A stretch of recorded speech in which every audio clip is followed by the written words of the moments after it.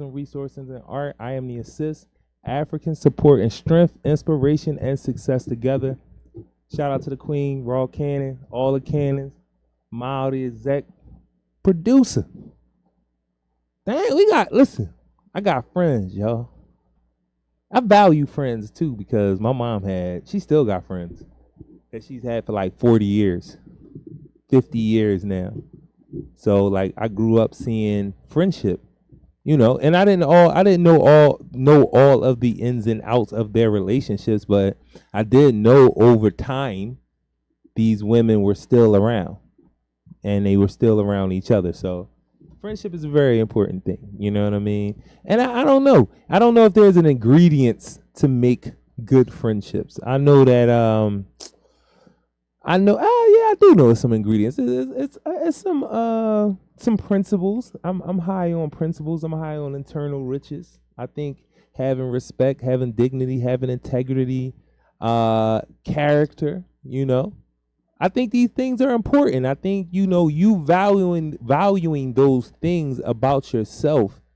Having morals and values and pushing that to the people that you're around. That okay, this is our standard.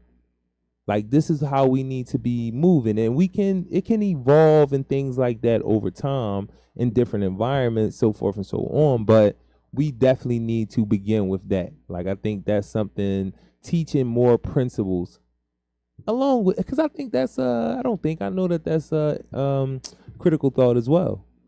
Having a position, how do you make these critical decisions?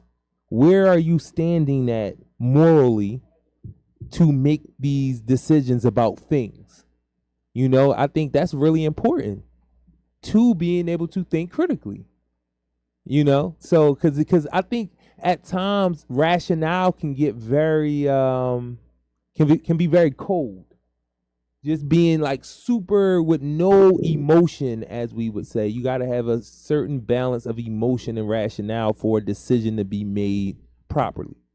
It's mathematics, seriously. It's a certain balance of being rational and being emotional. And this changes based on what is the thing that's going on or what is the environment that you're in. But you can't never have an overabundance of one or the other. How we be talking about emotions, like everybody is just so emotional now, and then everything is going haywire. But if everybody was super rational, just like cold and calculated about everything, is like no thought process, no emotion, no attachment, no mommy baby stuff. No, it's the hard facts about how this is, and that's how it has to go every time. That wouldn't work well either. It would be very logical. We would live in a very logical world, but it's a reason. Yeah, it's a reason why your brain does two things. You have a left side, you have a right side. Your left side is more analytical. It compartmentalizes things. You know what I mean? It's more meticulous. That's the left side of your brain. The right side of your brain is more holistic. It's more creative. You can even say more emotional or more passionate. And you find space when people talk about having emotional intelligence. I think that's what you really are trying to teach people to do, to marry those both sides of your brain to regulate your nervous system. I love having information. It sounds so good when you're listening to it. So listen, on that note, can you please let everybody know who you are again? She is a returning guest, friend to the show. Y'all know I like that word, friend to the show. She is a friend to the show.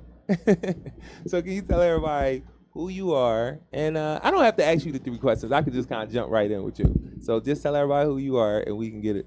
We can get down to business. You ain't asked me the 3 questions last time. I didn't. No. We can do that. Come Carlita on. did it the first time. Oh, all right. So we got it covered. All right. I'm Rakia, Yes. survivor justice advocate with Straight Ahead, mother, friend, No doubt. human. Human, very important. I like that. So, Survivor Justice Network. Tell me, what is it? So again, it's a collective of people who have been impacted by systems, impacted by violence, impacted by harm in the city, who are looking to change what we define as healing, what is justice, what is safety, but not based on what the system tells us that is, right? Like Right. not believing that we're gonna keep doing cops, doing jails, and staying in the same environments that we are in, and somehow supposed to magically get to a point of safety with that, because the reality is it's not happening. Right. So we are, organizing to turn this It's on its head. it's a funny thing for me with a lot of things in life. You know how everything seems to keep coming full circle, as we like to say. You talk about a thing, you're manifesting it is full circle. Mm-hmm. So it's funny, in one of my classes, I'm doing a part of I think it's called like a critical topic or something like that. And the topics we can choose from, one of them was uh, uh, policing. Should police have to wear body cams? We have to explain why this is something that needs to be a policy change, so forth and so on. They also asked us about stop and frisk policies was in there, was one of the choices that we had. And what was the other one?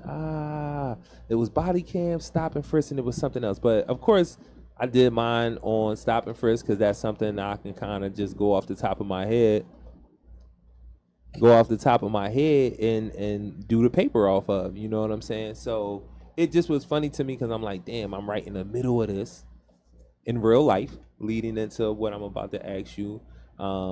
Getting people to, or wanting people to be aware of what safety is, how you should play a real part in determining what it is for you. And you only can do that with information. And the people who are trying to say we want to service that, or we want to bring light, it's a for me it's a win-win on both sides when you do things like what we're about to do and what we're already doing. We've had a circle to kick it off. um it's like I get to learn something about how I supposed to assist my people with this too. You know what I'm saying? Like, we're saying we're gonna bring awareness, and we're gonna do, and with that awareness, we're gonna do a high level of advocacy. But at the same time, I get to learn some things that I didn't know about these communities that I might have assumed because I'm doing a lot of work in the aggregate. So, can you tell us, like, what are we embarking on, and we doing it in Mantua? And I'm gonna come back to that. All right. So again, as a part of the Survivor Justice Network, we can't just be out here saying that, people don't feel like police and prisons are the road to safety without actually having conversations with people. So we're doing a community canvas, which means we will be knocking on people's doors and starting in Mantua. And the hope and the plan is to move beyond throughout West Philly, hit Mill Creek, Cobbs Creek, and listen, as far as we got the capacity to go is where we want to take it, to really have these conversations about specifically things like this tough on crime type of dialogue and what that really means to those of us who live in these communities. And again, to do that education, but also be open to learn from the community about what are the things that are making them feel unsafe, and to plan together about how, without these systems that we know are actually profiting off of us being in these Yes, indeed. situations, right? Like, what can we do to prevent ourselves from ever having to interact with them in the first place? Because police are enforcement, right? And thinking about things like Sherelle Parker wanting to give $1.3 billion to the police budget for things like technology, drones, cameras. You mentioned body cams. Like, $1.3 billion could be spent so much more effectively in our communities, Yes. to do things other than monitor us. Right. And when we allow people to fearmonger us into believing that we're not safe, because the reality of violent statistics, like violent crime, is actually going down.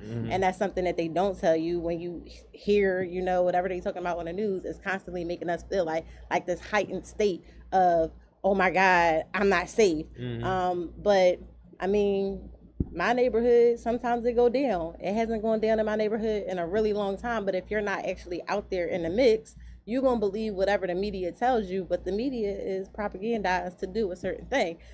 So the point of the canvas is to get out there with the people and actually have these conversations, and stroke that critical thought, right? Yes. Like, what exactly is going on in this community? If you do feel unsafe, why do you feel unsafe? Right. And what role can you play in changing that? I think about specifically young people, because that's a big part of the canvas too. Like, we're going to be doing this along with young people.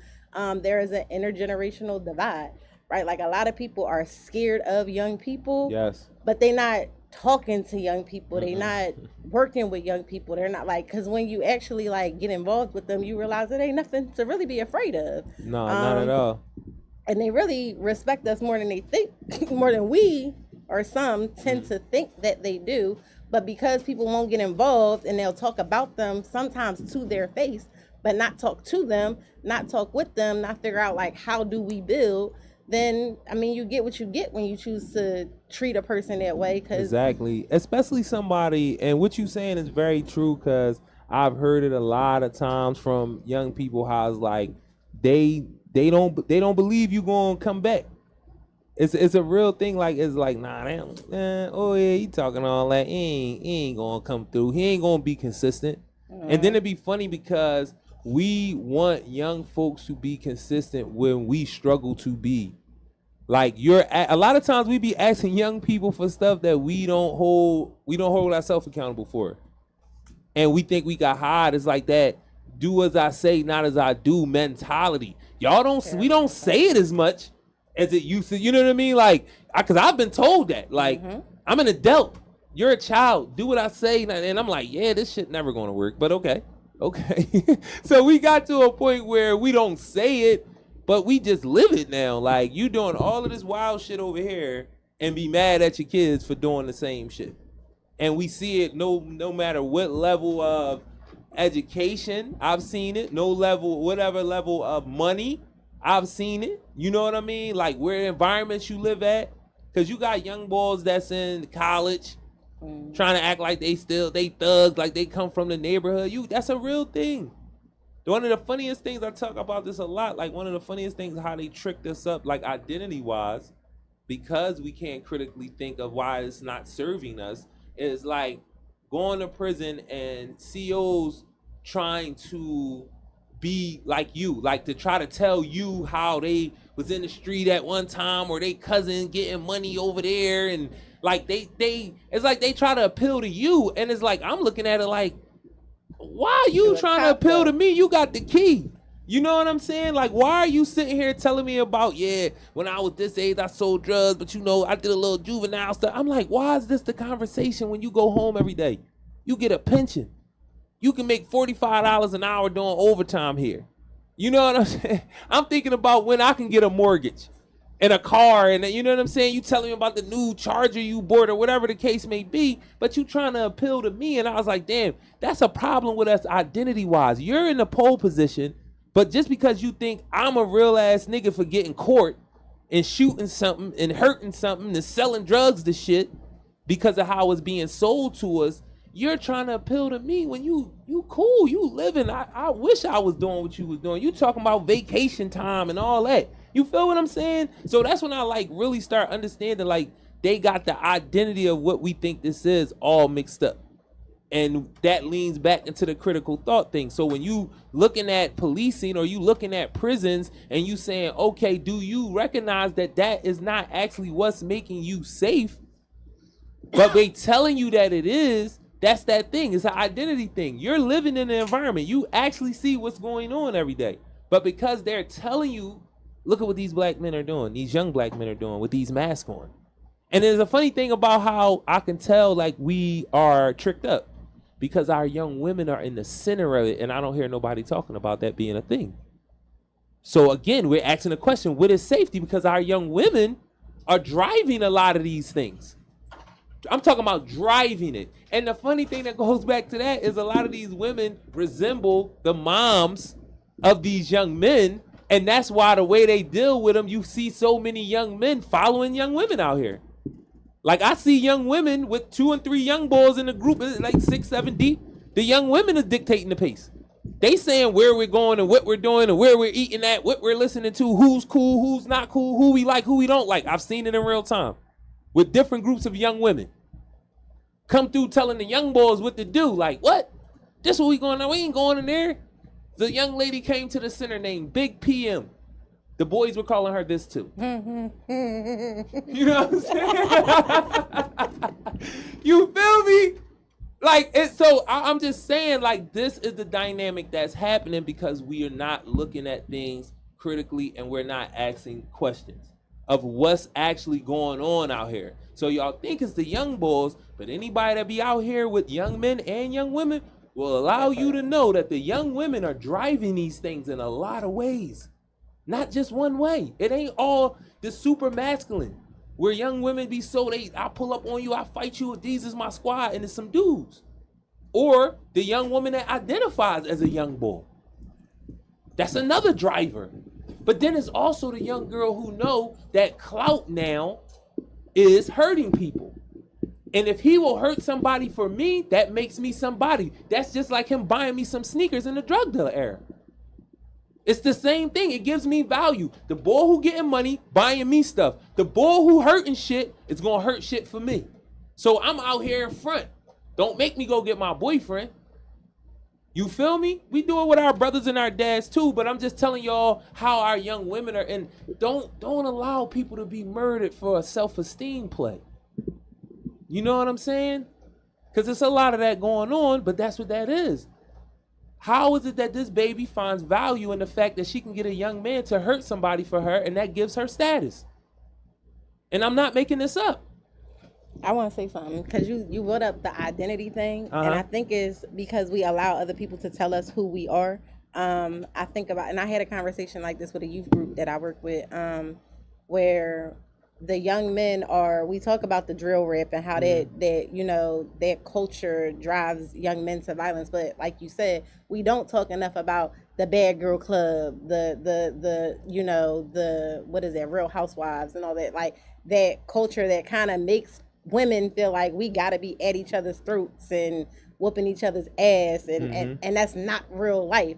But capitalism is paying people to act like that on TV, and it's entertainment, and then it acts out in real life. And then what happens, our young women and our young men end up in these prisons, like, because in real life it's not just Natalie Nunn beat somebody up, it's assault, right? Like, it's a charge, and now you 15 with a rap sheet, right? And you've now been indoctrinated into this judicial system because somebody told you that it was cool to whoop somebody's ass because they looked at you the wrong way. And so we have to stop taking our cues from the TV because that shit's not real life. Right. We got to stop listening to the music, like, and for real, pull our energy away from that altogether. Like, how do we uplift the things that are actually good for our spirit, the things that are actually going to regulate our nervous system? Because if you think about that music and that like all of that, like, it be having you like ready to go at the next thing moving, right? And you're not even thinking about the emotional shift that your body is having to endure because of just something that you've taken in. Like everything that we take in, like whether you eating it, reading it, listening to it, like all of this, watching it, like it's going into your system and it's changing your psyche in a certain type of way. And so we gotta shift what we think is cool and popular. Like, we gotta really start to uplift the things that are going to fuel and feed our bodies, and move us to something different. So that's another part of this, right? Like, just the example that's going to be set while these young people was out here with us having these conversations, like, and seeing that we could still be thorough and not be with the dumb shit. Like, and that's a thing for me, because I'm big on, I don't want to come in rooms and size my brothers up no more. Like, I don't even want to bring that energy into the room no more. I ain't do nothing to nobody in here, and I'm not scared. So there's no need for me to come in here and be like, what's up with boy? Because if that's really what got to go on, that's not even a place that I need to be in. Right. You feel what I'm saying? So Absolutely. I'm carrying this energy. When I see my brothers, it's all love. I'm going to speak. I'm going to smile. I don't got to know you, young boys and everything. And it don't get met with too much negativity, if any. Right. Like, outside negativity being you just ignore it. But what that do to me? Right. I just keep it pushing, and most dudes don't. So I feel what you're saying, where it's like we people telling us how we have to be. You know what I'm saying? And doing this canvas and having these young folks be the ones to ask the questions, come up with the solutions. Though the circle that we're going to have at the end of it, not the end of the whole program all in of itself, but after we canvass the Mantua section of the city, that having these young folks be like, we did the research, because we did this survey, we asked these questions, we found out what the community want, we having an intergenerational conversation, we giving the folks from this neighborhood what we think the solutions can be. But the reason why the circle is there, because we want y'all to dig into these solutions. We want y'all to say, oh, nah, we don't think that'll work. We think that's a good idea, but we need to add this to it. And that's the intergenerational conversation. And like you said, just being out there talking to people, and I'm not fearful of what. I've been on campaigns. I've knocked on people's doors. Black folk don't be coming to the door like, what the fuck you want? With the gun in hand already, like. And I've had a lot of people when I tell them, and it's the boogeyman shit. A lot of people when I would tell them I'm canvassing, they be like, be safe out there, man. That part. Be safe out there. Don't go by yourself. But yo, my experience doing it by myself and with folks day and night, I never, and you know, it's a time, you don't be coming to people's house 10, 11 o'clock knocking on like, can you answer this survey? No, if somebody come with the gun at the door, you deserve it. Fuck you asking about a survey 11 o'clock at night. You tip. But on some real, we got times. The 8 o'clock is really the cutoff. It's really like 7, but because, you know, it gets dark later and people tend to be outside in the summertime when it gets later. So a lot of knocking on the door, I feel like, and in experiences when it was warm during canvassing, we didn't really have to even go knock on the door. People was already outside. Yeah. And now, you know, when they start asking that question of like, you know, what y'all young folks doing or what y'all doing with folks, like, we just trying to find out how we can be safe. Thanks. Who gonna be mad at that? And we talking to everybody. Like, nobody is not a part of the demographic, because I think that's also a thing. We get into the like, well, who is the survivor? Who do we want to talk to? If you live in Philadelphia, you survive some shit, right? Like, we've all been impacted by something on some scale. Even the people who out there, sometimes the shooters, right? Like, they done lost some people. They didn't have some experience in life that led them to be doing what it is that they're doing. And so we need to have those conversations, because nobody is born innately violent, and maybe nobody is too strong a word. Maybe it's a few, right? Like, I'm not saying innately violent, but I'm talking about, it's really just like you said, it's that environment. What were you shown in your developmental years? And you know what I'm weren't saying? you given? Because lack also pushes things. Without question, neglect can be a serious thing without being totally intentional. And then we got a brother in here, you know what I'm saying? We need him to come on the show, man. He is a returning guest. He's a friend of the show. You know, he's somebody I was telling a story earlier when I first came home and I was getting into doing this work. It was dope for me to be around a lot of people that was just starting out with different backgrounds, and being able to look at those folks now. Everybody has created their own entities, have a different level of success and we still grinding and bumping into each other, and the collaborations is going to get more and more strong. And it's funny because at first I was like, 5 years, man, damn, I should have already been doing XYZ. But I'm like, damn, I'm on an accelerated pace. In 5 years, the things that I've been able to be a part of, you know, not so much even done, just be a part of, and people that I've been able to be around who are doing impactful work. And I know that we're making history. Like, and this is a major city that we're doing major work in. And I've tried to keep that in context for myself and for my brothers and sisters that's out here. I think that's a part of self-care too, where it's like, it's not ego, it's real. Like, we live in a real city. Matter of fact, before I let you introduce yourself, I talked to a brother's name is Jazz. You know, we did Man to Man. Shout out to Fathership Foundation. Every other Monday, we out there, intergenerational conversation amongst black men. 65th and King Sesson. But the brother came here, engineering. He was talking about cats learning how to be engineers and making decent money from it. You know, it's a skilled, certified trade, basically, you know? So he was like telling me, because he's from San Diego. And he was telling me how his folks wanting to go to Geno's, and I'm like, Geno's? You gotta go to Gooey Louie's, or he's like, what are you doing? Like, who? But I noticed, I heard that a lot from people from out of town. Then he was telling me about how a big thing for them is like the Boys the Men John, when they talk about being on South Street. So his folks asking him, did you go to South Street? Did you go to Geno's? Did you know what I mean? And then he started telling me, he like, you know how we looked at people like Patti LaBelle and Jill Scott being from San Diego?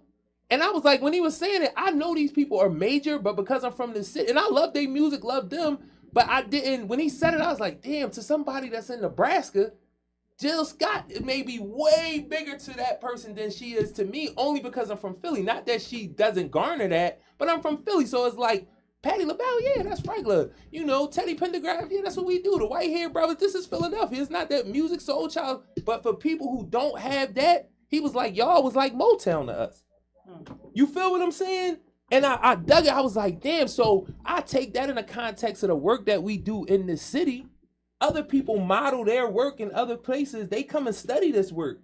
The stuff that we are doing, like what you do with the print and press, with leather, what we doing with the canvassing, being a Survivor Justice Network, working with people come and model strategies to deal with these issues in their city based on what we doing here. So that's why I be saying, like, it's not no ego trip. It's a real thing. This is a major city, and we doing foundational work in this city. You know what I mean? So I just wanted to show that, because that was crazy to me last night. We was like, yo, being on South Street, they like, you got to go there. You got to get a Geno steak. You got to take a picture with the Rocky and all this shit. I'm like, what? That shit is stick. Like, you know what I mean? No, go ahead, bro. Let them know who you are real quick, though. So I'm A. Stratton. I'm the Leather King. I make handmade exclusive one-of-a-kind leather bags. I also have a clothing brand, which I'm pushing in this the Philly Fashion Bully, right? And I have a brand, and this is the bear. This is the bear I'm pushing. This is actually, while you're on the topic, this is actually the Philadelphia Bear. His name is Barry Bear, so we call him the Philadelphia Bully Bear. So this bear, what's so special about this bear is he's the culture of Philadelphia, right? So when you see it, you'll see Broad Street, you'll see City Hall, Love Park. Now, I mean, it's different stuff on here that let you know that this is a Philadelphia bear. And he's not a bad bear. He just culture driven. He just been through the city. Like, we're not bad people in the city. We just go through a lot. Know what I mean? But this is my bear. This is this is the brand I'm pushing. But to talk on the topic that you speak about, Philly loves to hate Philly. Not in the text that we just hate each other, but in the text that we was taught that loving each other was Joe, was the word Joe. So now the opposite of Joe is hating or not liking. You know what I mean? So it's hard for a lot of us that's in this culture to grasp each other. So we got to be seasoned and taught and hugged in order for us to know, like, yo, we the ish. And then you see them names you said. Only in Philadelphia, like you said, those names don't make you get up and want to sing one of their songs, or, you know what I mean? But the flip side of that too, though, is like, that's just music. Well, we not talking just about music. Kato. We talking about Cecil B. Moore. You feel what I'm saying? Like, folks like that really did major stuff. Like, you talking about Nation of Islam chapters, Nation of Islam bringing Islam to Philadelphia. That's a major thing, because I see, because of Philadelphia Islam and music, prison, what people think about Philly, I'm starting to see that pop up in other places. And not because somebody introduced it to that culture from Saudi Arabia or Egypt. This is them seeing Philadelphia culture, hearing about Islam through that, and dudes is following that in other cities. Because I've been seeing it more and more in the music. These boys garbed up, speaking that language based on the music that they've seen in people from Philadelphia. Yeah, but you just speaking, like you said, everything. First of all, we got to understand and remember that Philadelphia is the 5th largest city. Right? We 1.5 million strong in a black city. Okay, so we have so much that's come out of Philadelphia, from scientists to actors to political people. Like, this is the hub for a lot of different things that came. Like you said, the nation. This was one of the nation's biggest hubs, was Philadelphia. So we only, like you said, when you there and you in it, it's like I'm from Philly. I hear about all this stuff, so you don't really get the full blow of it. Mhm. But the people that's living in these other cities that hear about Jill Scott, they're like, "Yo, you hear that song? Walk through the park. That's iconic." Being at the Platte. Yeah, it was for them. It was different. They got a chance to look at inside Philadelphia, see a woman that could sing like that, and that was taken in. And at that time, wasn't no big bone women that big on the platforms that she was on. Mhm. You feel me? So yeah, like we just underestimate ourselves. Because it's a funny thing about that. Like, I went to the concert. She was the best person. Did you give her my number? I'm cracking up. No, man. I had to go through my paces with Jill. Jill's music got me through a lot of time, bro. In jail, like having that strapped onto my ears, listening to her live album and all that. You couldn't tell me I wasn't there. You know what I mean? But that's for another day, though. We're not gonna go all. Because we're not gonna fight over Jill right now. No, not right now. Not right now. But what the reason why I think that uniqueness, and I just say something I do like to say, there's no African folks anywhere in the world, seriously, like Philadelphians. And this my thing. You can go to Trinidad, Jamaica. You can get people can get those folks mixed up. Those Africans mixed up. You feel what I'm saying? You can go to Cali, get them mixed up with different dudes in different parts of California, San Diego, California. It's different dudes in different areas that may act like them. Milwaukee can get caught up with Chicago, Texas, Alabama, Arkansas, all of that. Those black folk can be mixed up with each other. Like, you can run into a dude from Louisiana and probably think he's from Alabama. You dig what I'm saying? New York, New Jersey, it's people that act like y'all. That's like y'all in different. Philadelphians is nobody. No black people anywhere in the world, bro. I'm telling you, this thing right here, how this thing got put together. You know why I'm different? Because I'm different with you. You know why? Philadelphians are a unique people, bro. You disrespectful because all those people that you just named, they gonna be like, don't none of us act like the ones he named. But we would get them mixed up, bro. And people from other places would too. But I'm gonna tell you who they get us mixed up with, because I don't know if you know this out loud, but most people would say that Chicago and Philadelphia are brothers. I mean, but I can tell and shit. Like, so it's like John Bull, like that. No, that's just the lingo. But like, but even the mentality. Because listen, going back to these iconic people, like in these iconic things, the first AME churches was in Philly. The first black millionaires was in Philly. No, I get you. We is one it's like a lot of things. Like, you had freedmen and folks that was enslaved walking in the same street. A lot of abolitionist movements, Underground Railroad. Like, we got a different type of like military. It's wild, because now a lot of it really comes from us being the biggest poor city in the country. Because we are 44% black, and a lot of what we deal with, that tension you talk about, come from poverty. No, I'm with you. We one of a kind.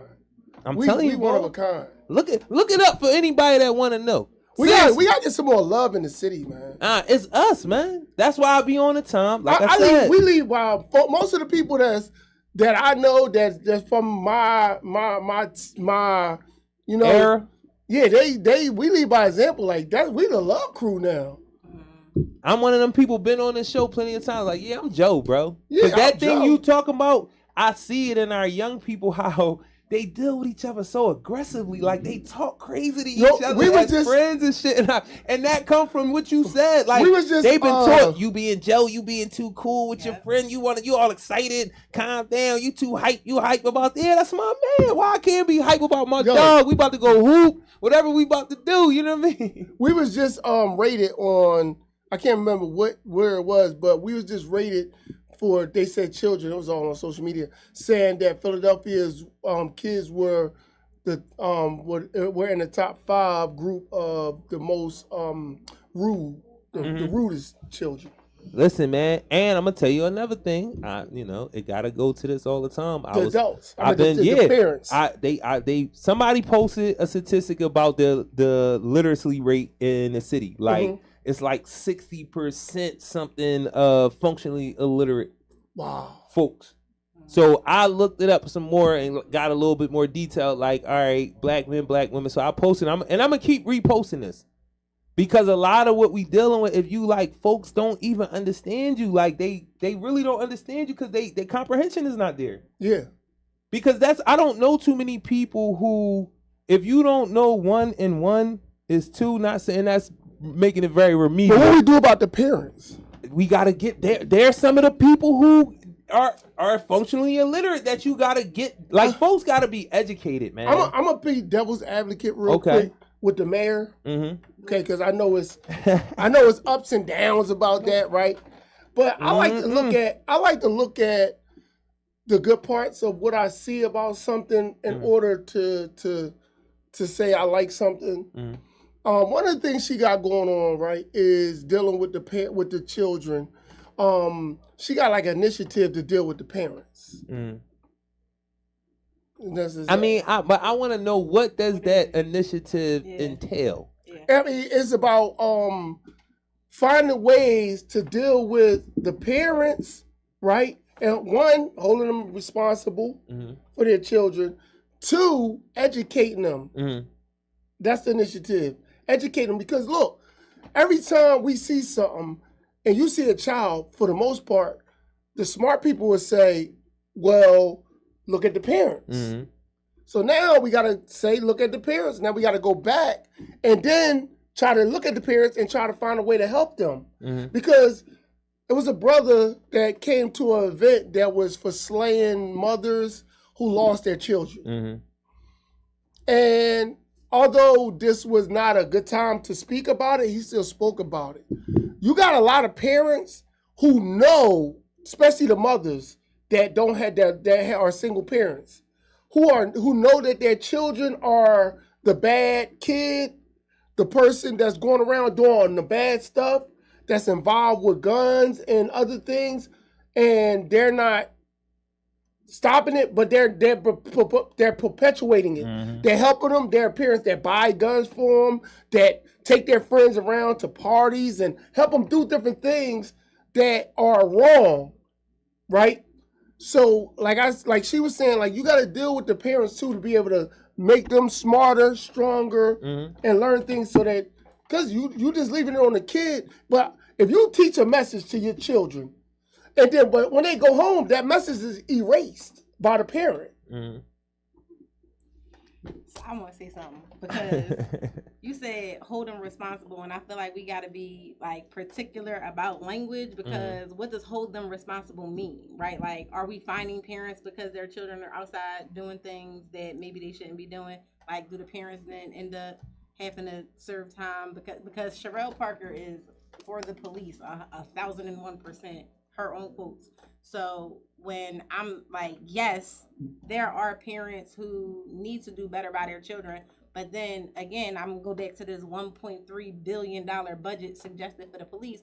Why aren't we suggesting that we put this money into the schools? Why aren't we suggesting that we create programs that are comprehensive to actually help people to take care of it? Why aren't we pushing, the state to raise minimum wage so mom don't gotta work 2 jobs? Because if I'm at work trying to make sure you got sneakers, I can't really run behind you and make sure you're doing the things that you're supposed to do. Or the flip side of that is, maybe I'm not working 3 jobs. Maybe that's why some of these young boys and girls, whoever, are out here doing the stuff that they're not supposed to do, because they trying to make sure the lights stay on, and mom on welfare, and we don't want to lose the welfare check. I was fortunate enough to receive food stamps for a short period of time. As soon as I got a job, I'm talking, I got a job in August, September, I went to go give them the card, and they was like, yeah, no. And like, paying for food is expensive, right? Like, it's a thing. It's a real thing. It's a lot of the parents. Now, I ain't gonna say a lot of parents, but it's parents that do feed into what young folks are doing. But it's the same thing, because I correlate everything to what I can relate it to, the drug era, because it's very similar, just without drugs. A lot of the mentality and thought process of how we're doing things is the same thing. Your son has social capital. You are in a survivor mode. You're living, because 9 times out of 10, if you're one of those parents that do all of those things with your children, you didn't grow up out of this survival shit either. You're still very immature and all of that as well. So you're pushing this thing as a way of survival. My son has social capital because he will hurt you. So I'm living in that. What are my other options? You know what I'm saying? I can get some things in my house. My house could be protected a certain way. People are going to deal with me a certain way because my son moves like this. Is it a danger that comes with it? Of course, but it's a danger just living in this neighborhood, to be honest.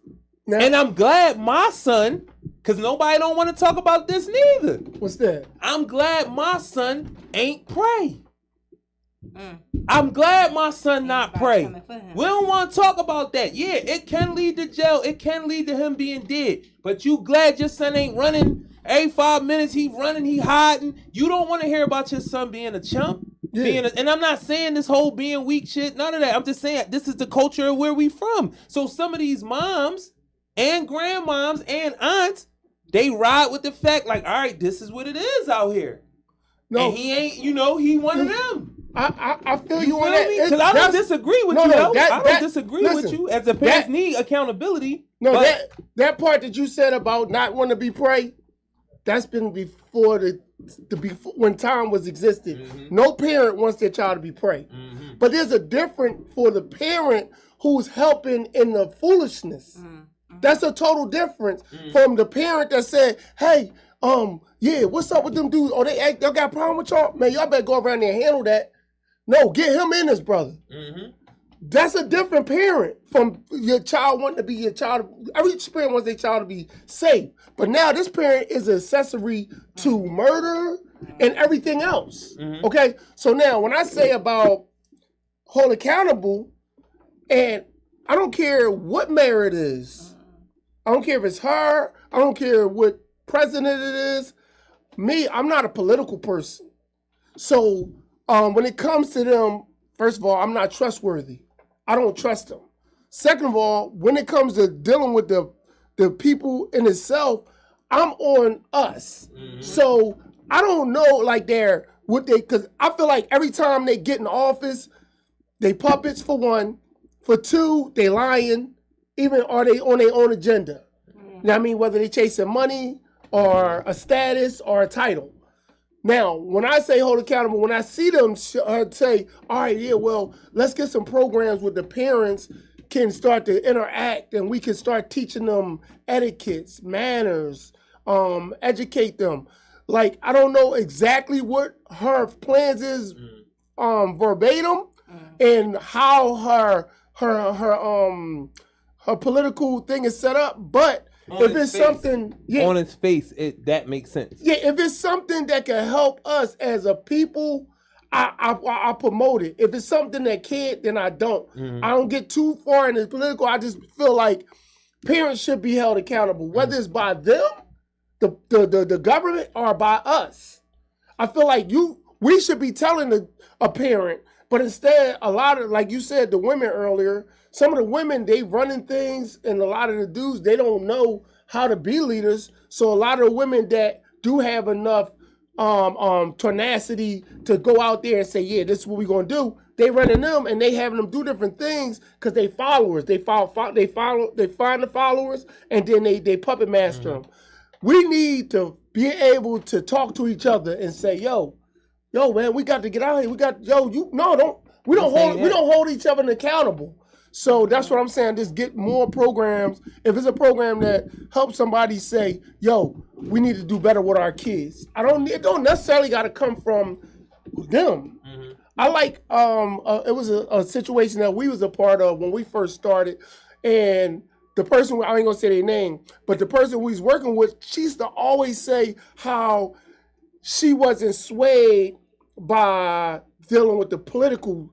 Her organization wasn't swayed by dealing with the political. So she didn't go for Democrat or Republic or whoever. She only politicked to get money, to get grants, to run her organization so that it could be better. So that, because she felt like if she swayed one way or another, they would use that to use her program to do what she wanted.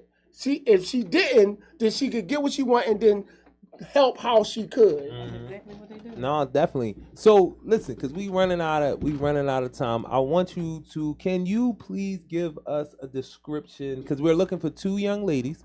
We probably will have them before Wednesday, even though we should have had them already. You mean by tomorrow? Yeah, by tomorrow. Wednesday? Yes. But can you give them a brief? And it kind of shows what we're actually doing. Can you give them a job description? Do you have that off the top of your head?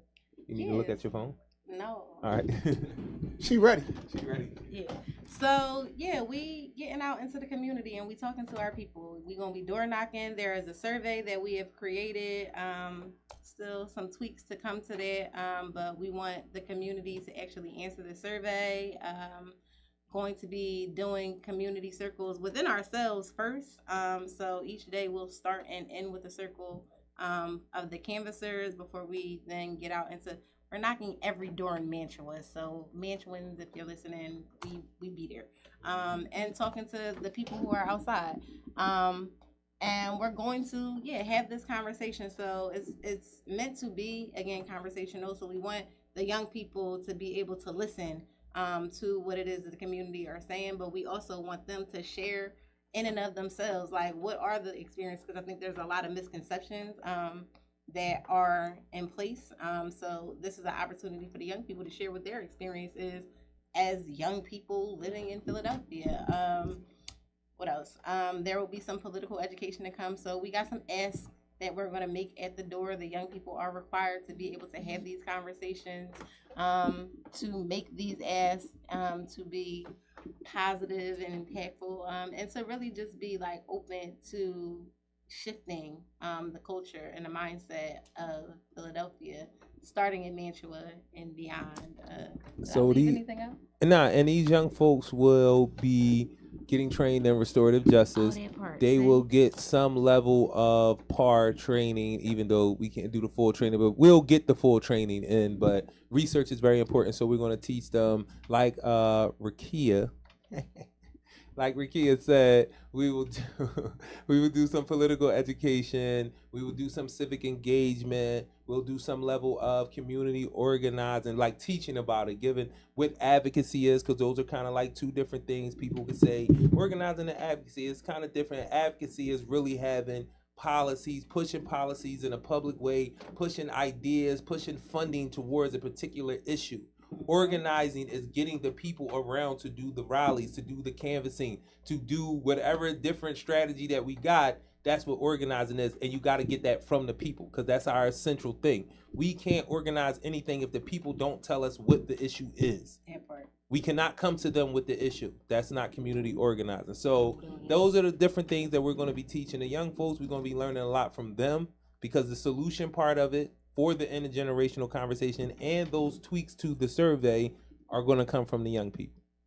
So, am I missing anything?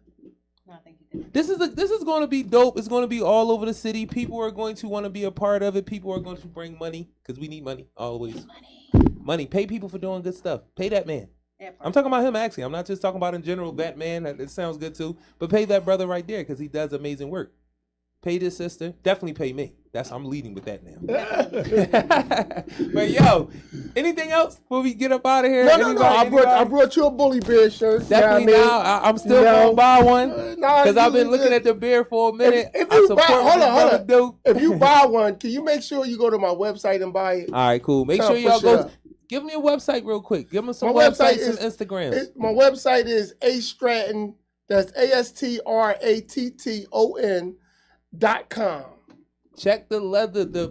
Say how you say. I got leather bags. I got jackets. You'll see my bully bear. Go get this bully. Go get this bully bear. This is the Philadelphia bully bear. You can rock this anywhere. That's what we doing. Whether you're from the city or not from the city. So this is PSA Philly Service Announcement. Takeover Tuesday. Takeover love, support, grace, social activism, resources, and art. Because this is also art as well.